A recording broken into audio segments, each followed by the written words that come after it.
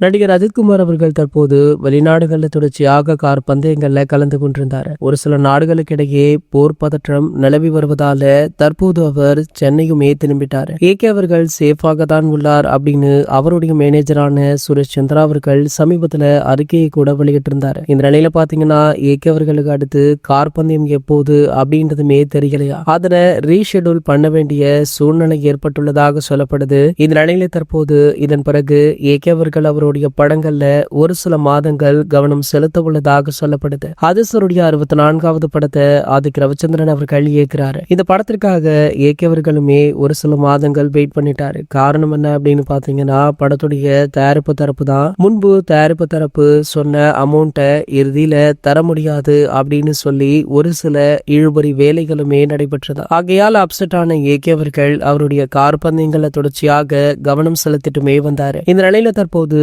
AK 64 படம் take off ஆகிறதுக்கு முன்பாகவே ஏகே 65வது திரைப்படம் உருவாக உள்ளதாக சொல்லப்படுது. அதாவது ஏகே அவர்கள் சமீபத்துல எஸ் ராஜமௌலி அவர்களுடன் பேச்சுவார்த்தை நடத்தியிருக்காரா, அதுவுமே ஒரு பிரம்மாண்ட படத்திற்கான கதை விவாதம் அப்படின்னுமே சொல்லப்பட்டது. ஆகையால தற்போது ஏகே அவர்களுடைய 65வது படமே ஆரம்பமாகிடும் போல எப்போதுப்பா 64வது படம் ஆரம்பமாகும் அப்படின்னு சொல்லி படத்துடைய இயக்குனரான ஆதிக் ரவிச்சந்திரனிடம் ரசிகர்களுமே தொடர் கேள்விகளை எழுப்பிட்டிருக்காங்க.